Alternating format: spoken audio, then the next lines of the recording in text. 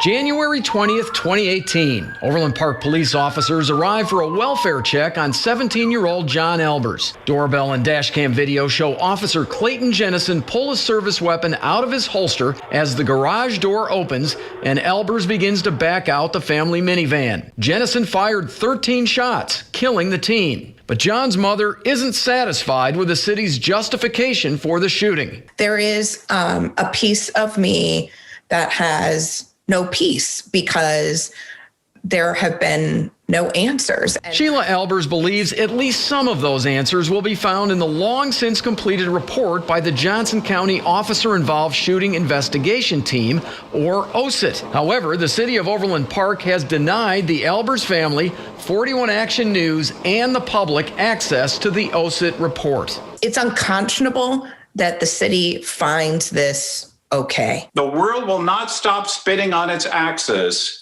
if those files are made public. 41 Action News' complaint highlights the conflicting information from officials. For example, attorney Bernie Rhodes points to a written statement Mayor Carl Gerlach made a few days after the deadly shooting. Gerlach wrote, "At this time, the Johnson County Officer Involved Shooting Investigation Team is conducting a criminal investigation." The mayor added, "These findings will be made public at the appropriate time." What do you think about the mayor's statement? False promises. He has not kept his word. Instead of releasing the report publicly, our lawsuit complaint highlights the conflicting stories by officials. As the complaint notes, Overland Park Police Chief Frank Donchez and Johnson County District Attorney Steve Howe announced a few weeks after the shooting Jennison would not be charged with a crime. At that announcement, Rhodes points to Howe's release of what he called a fact sheet. In that sheet, Howe claimed as the boy backed the minivan out of the garage, Jennison was standing directly behind it.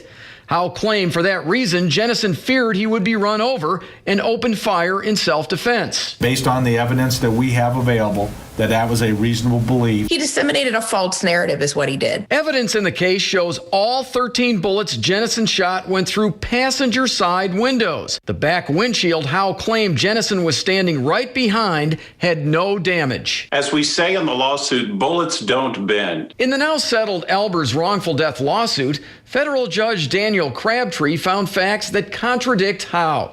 Judge Crabtree wrote, Officer Jennison was not standing in a confined area or in the van's direct path. Steve Howe is not entitled to his own version of the facts. The facts are the facts. Additionally, our lawsuit notes Chief Donchez publicly claimed Jennison left the Overland Park Police Department for personal reasons. However, this past June, the I-Team was first to report Overland Park paid Jennison $70,000 to resign. Steve Howe and Frank Donchez have told so many stories that they make the little boy who cried wolf look like a saint. Following the I-Team's report on Jennison's $70,000 buyout, our lawsuit states Mayor Gerlach held a news conference in August to answer questions on the Albers case and Jennison's buyout. At that news conference, Gerlach said Overland Park City Manager Bill Ebel made the decision to buy out Jennison, even though Johnson County officials like Chief Donchez and Howe had repeatedly said Jennison did nothing wrong when he fatally shot John Albers. You mentioned that Bill Ebel was the one who made this decision. Why isn't he here answering the questions about it? Because he's the one who made it. You know, this is a press conference that I decided to hold. Bill's not here. Bill Ebel, the city manager of Overland Park, is like the Great Oz, behind the curtain, manipulating everything that goes on, but refuses to come out and publicly defend his actions. While Rhodes said it took him months to put together our lawsuit, he points out in the suit it took the OSIT team only 6 days to finish its report on the Albers shooting. I'm not claiming the OSIT file wasn't complete because I don't know, but I know it's more complete than what I have. I won't have peace completely around losing my son until I can see the records surrounding the night of January 20th. In response to our lawsuit, Overland Park spokesman Sean Riley wrote, quote, "We will respond to any allegations through the court. You can read our entire lawsuit complaint online at kshb.com. At Overland Park City Hall, I'm investigator Andy Alcock, 41 Action News. Also tonight, a key report in the deadly shooting of an Overland Park teen has been publicly released. This comes after 41 Action News sued that city to get the officer-involved shooting investigation team, or OSIT, report. A former Overland Park police officer shot and killed 17-year-old John Albers more than 3 years ago after friends called 911 saying the teen was harming himself. The I-Team's Andy Alcock joins us to explain what's in the report and share some reaction to it. Andy, I understand this is a very long report. Yes, Kevin and Dia, the report contains nearly 500 pages of documents, videos, and pictures. Because of this release, we are now hearing publicly from the man who shot and killed John Albers for the first time, former Overland Park police officer Clayton Jennison. Stop! Dashcam audio reveals upon arriving at the home, Clayton Jennison never identified himself as a police officer before he opened fire on 17-year-old John Albers as the boy was backing the family minivan out of the garage. Additional dashcam video and audio shows the shooting caught another Overland Park police officer by surprise. What the? Police were called to the Albers home because the boy's video post on Snapchat revealed he was harming himself. A few days after the incident, Jennison was interviewed about what happened. He explained to investigators why he was within 5 feet of the minivan with his service weapon drawn before the teen started backing up the minivan. Try to contain that situation, not let him leave so we could help him. That's why I got in the back of the car. But Jennison ultimately shot and killed John Albers, saying he feared the teen would run him over. While the OSIT report contains pages and pictures documenting the boy's troubled adolescence, including a shoplifting incident the same day as the shooting, a statement from John's parents, Steve and Sheila Albers, points out this quote-unquote investigation contains little information about the officer that fired his weapon 13 times or his performance as a police officer. Clearly, this investigation is not a report, it's a joke. Attorney Bernie Rhodes, who's representing 41 Action News in the lawsuit to get this report, points out in the OSIT's own manual there's supposed to be a reconstruction showing where the shots were fired. There isn't one. There is this one sketch included in the report showing the incident scene. The only drawing that's produced in 500 pages is one that my 4-year-old grandson could do a better job of. Johnson County District Attorney Steve Howe decided not to prosecute Jennison based on the former officer's claim to investigators about the minivan, even though a judge in the wrongful death lawsuit in the case ruled Jennison was not in the direct path of the vehicle and began opening fire when the van was going just 2.5 miles per hour. It felt it was going fast enough to be a threat and to cause bodily harm to me. If this is truly the extent of the OSIT investigation, then everyone on that team should be ashamed. Rhodes said the other possibility for the lack of reconstruction and analysis of what happened is the city may still be hiding something.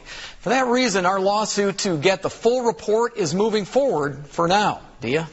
Andy, there's still an open FBI civil rights investigation in this case. What may happen there? Rhodes said it's still possible Jennison could be charged with a federal crime.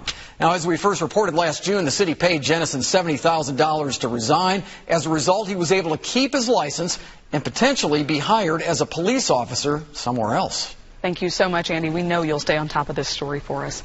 In addition to fighting for this report, Sheila Albers spearheaded a nonprofit group called Johnson County United. That group successfully pushed for more crisis intervention training, which now all Overland Park police officers receive. Overland Park also has a crisis intervention team. If you're suffering from a mental health issue, you can call 913-890-1248. If it's a life-threatening emergency, still, you should call 911. This is what in the parlance I think you'd refer to as a bad shoot. Johnson County's former district attorney weighs in on the report surrounding the shooting death of an Overland Park teen, while Paul Morrison says the use of lethal force that night was not justified. The release of the shooting report showed us new parts of the investigation, but left John Albers' family with questions. You'll remember a former Overland Park police officer shot and killed the 17-year-old more than 3 years ago after friends called 911 saying that the teen was harming himself. The officer shot Albers as he backed the family's minivan out of the garage. Tonight, former Johnson County District Attorney Paul Morrison is weighing in on the report, calling it incomplete A disappointment even lacking. The I-Team's Andy Alcock talked exclusively with Morrison for his take on this case. Whether it's criminal or not, who knows? I'd want some more information. Paul Morrison is talking about the OSIT report on the John Albers shooting he reviewed after its public release Thursday. Morrison served as Johnson County District Attorney from 1989 to 2007 and prosecuted some members of law enforcement during that time. A month after Officer Clayton Jennison shot and killed the 17-year-old, current Johnson County DA Steve Howe announced he would not prosecute the case because Jennison feared he'd get run over. The OSIT report was part of that decision. Based on the evidence that we have available, that was a reasonable belief. I would have sent it back for more work. Morrison told 41 Action News he was disappointed by the lack of depth in the OSIT report. Specifically, he said there wasn't any information on the trajectory of the bullets which could have been traced. Additionally, he said there was no background information about Jennison, but a lot on John Albers. First thing I thought is, why don't you spend more time on the mechanics of the shooting and less time on what kind of a kid he was. This report was completed in 6 days.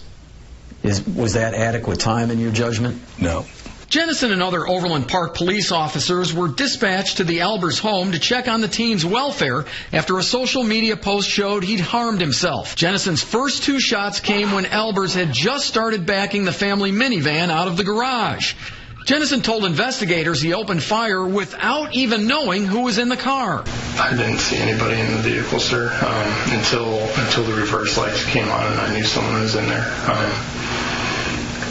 I didn't know. What would have been so bad if that car would have backed out at a slow rate of speed and driven off? Morrison believes it's a good thing the FBI is conducting its own civil rights investigation into the matter. Another set of eyes to look at the case. I don't think that it was a justifiable use of lethal force, if that's your question. Does that rise to the level of him being charged with voluntary manslaughter or something of that nature? A little too early to say. But Morrison said 3+ years after the fatal shooting, it's not too late for either the feds or even Steve Howe to get more information and take another look at the case. You don't expect he's going to do that, do you? I don't know. Doubt it. Now, Morrison, when he was district attorney, was Steve Howe's boss. Morrison described Howe as middle management at that time. Andy, did Morrison say anything about Overland Park actually paying Jennison to resign? Tia, he didn't specifically address Jennison's case. However, he did say allowing police to resign with sketchy histories instead of firing them is a problem because they frequently wind up in other departments. And those other department heads may not know about those officers' histories. Tia? Thank you, Andy, for that report tonight.